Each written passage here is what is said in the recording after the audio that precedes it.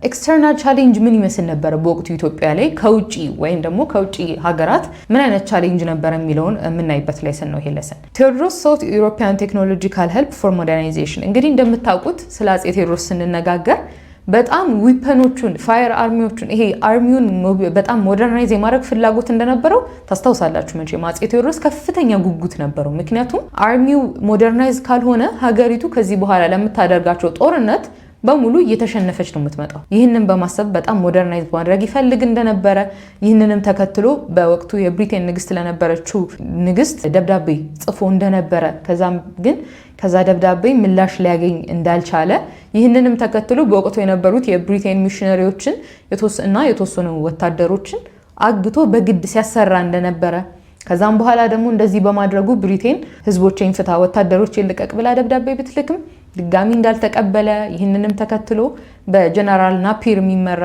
ጦር ወደ ኢትዮጵያ እንደመጣና መቅደላ ጦርነት ላይ ወይም መቅደላ የተባለ ቦታ ላይ አፄ ቴዎድሮስ ራሱን እንዳጠፋ እና ብሪቴን ሰምሃው የኢትዮጵያ የተወሰኑ ነገሮችን ዘርፋ እንደሄደች ተነጋግረናል ከዚህ በፊት ባለው ቶፒክ።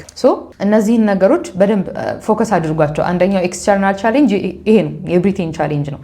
ብሪቴን ምን አይነት ቻሌንጅ አመጣች የሚለውን ከዚህ በኋላ ባሉ ሌሰናችን እናየዋለን። ነገር ግን ይሄንን በአእምሯችሁ ውስጥ አስቀምጡት ለማለት ነው። እንግዲህ እንደምታውቁት ነው የብሪቲሽ ሚሊተሪ ሄዶ የመቅደላ ወይም መቅደላ የተባለው ቦታ ላይ እንደደረሰ አፄ ቴዎድሮስ እዛ ቦታ ላይ ራሱን በሽጉጥ እንደገደለ ከዛም በኋላ በወቅቱ ብሪቴን በተለይ የግምጃ ቤት ሰነዶች እንዲሁም ስቲል ለኢትዮጵያ በጣም ብዙ ኪ የሆኑ መጽሐፍቶችን ብትሉ ብዙ ነገሮችን በዚህ አጋጣሚ ብሪቴን እንደወሰደች እናያለን። እንግዲህ ብሪቴን መቅደላ ላይ አፄ ቴዎድሮስ ራሱን ካጠፋ በኋላ ምርኮኞቿን ወይም ደግሞ በወቅቱ በአፄ ቴዎድሮስ ታግተው የነበሩ ወታደሮቿን ይዛ እንዲሁም ደግሞ ከኢትዮጵያ የሰረቀችውን እቃዎች ወይም ንብረቶች ይዛ እንደወጣች እንረዳለን ማለት ነው። ኔክስት የምናየው ባትል ኦፍ ጉንደት ኤንድ ጉራ። እንግዲህ ባትል ኦፍ ጉንደት ኤንድ ጉራ ዋነኛ መሰረቱ ከኢጂፕሽያኖችና ኢትዮጵያን ያደረጉትን እርስ በእርስ ጦርነት ነው። ሁለቱ ያደረጉት ጦርነት ነው። መሰረቱ ያው እንደምታውቁት የሆነ ቦታ ኢጂፕት የሆነ የኢትዮጵያን ቦታ መያዝ ትፈልጋለች። እንግዲህ ኢጂፕት ከበፊትም ኢትዮጵያን ኮንከር ማድረግ ፍላጎት አላት። ለምንድን ነው ካላችሁ የናይል ሪቨር መነሻ ተብላ የምትጠቀሰው ኢትዮጵያ ነች አይደለ? ናይል ሪቨር ማለት ደግሞ ለግብፃውያን ህልውናቸው መኖራቸው የሚመሰረተው በዚህ የናይል ሪቨር ነው።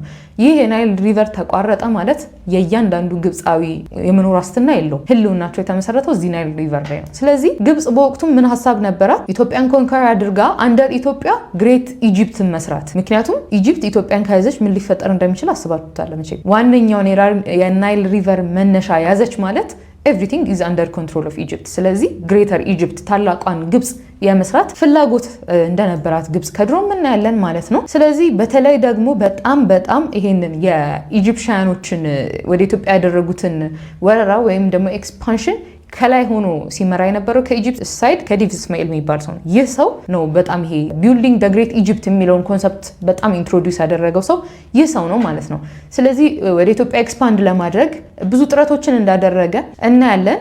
በዚህ ጥረቶችም ሁለት ጦርነቶችን አድርጓል። በዋነኝነት ጉንደት ኤንድ ጉራ የሚባሉት አካባቢዎች ላይ ሁለት ጦርነቶችን አድርጓል ማለት ነው። in 1875 Egyptian invasion from 3 directions። ከዛ በዚህ እንግዲህ ከዲቭ እስማኤል ልክ ወደ ኢትዮጵያ ሲመጣ መጀመሪያ ኦኩፓይ ያደረጋት ሀረር ነው። በሀረር በኩል ነው ወደ ሴንትራል አካባቢዎች እየገፋ የመጣው ማለት ነው። ኢትዮጵያን አርሚ under ዮሐንስ IV defeated Egyptians at ጉንደት። እንግዲህ ይሄ የኬዲቭ እስማኤል ወይም የኢጂፕሽያን ጦር ሀረርን ኦኩፓይ አድርጎ ወይም ሀረርን ወሮ በጣም ወደ ሴንትራል አካባቢ ወደ ኢትዮጵያን አካባቢዎች በሚመጣበት ጊዜ የዮሐንስ ፎርሶች እንግዲህ ወታደሮቹን ሞቢላይዝ አድርጎ ወደዚህ አካባቢ እንደሄደና ጉንደት የተባለው ጦርነት ላይ በጣም የሚገርም ድልን ተቀዳጅቶ እንደመጣ እንረዳለን። እዚህ ጦርነት ላይ አፄ ዮሐንስ ግብፃውያኖችን ከቦ ነው የወጋቸው። ከቦ ግብፃውያን መሃል ሆነው የኢትዮጵያን ወታደሮች ደግሞ እንደዚህ ክቡን ዳርና ዳር ሆኖ ማለት የወጓቸው ማለት ነው። ስለዚህ በጣም የሚገርም ጦርነት፣ በጣም የሚገርም አፄ ዮሐንስ ቴክኒኮችን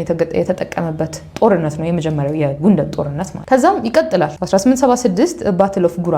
ጉንደትና ጉራ በጣም ብዙ የሚራራቁ ቦታዎች አይደሉም፣ ቅርብ አካባቢዎች ናቸው። ኢትዮጵያንስ ካፕቸርድ 2500 ኢጂፕሽያን ሶልደሮች። በዚህም ጦርነት ኢትዮጵያውያን አሸንፈዋል። በዚህ ጦርነትም ደግሞ 2500 ያህል የግብፅ ወታደሮችን እንደማረኩ እንደያዙ እንረዳለን ማለት ነው። ነገር ግን ይሄ የተደረገው ሁለቱም ቪክትሪ ጉንደትና ጉራ ላይ የተደረገው ሁለቱም ቪክትሪ ኢጂፕትን ያንን አካባቢ ያዘችውን አካባቢ ለቃ እንድትወጣ አላደረጋትም። በተለይ ማሳዋ እና ቦጎስ የተባሉት እነዚህን ሁለት ቦታዎች ኦኩፓይ አድርጋ ነበር። እነዚህን ሁለት ጦርነት እንኳን ተሸንፋ ለቃ አልወጣችም ይሄንን ቦታ ግብጽ ማለት ነው በወቅቱ።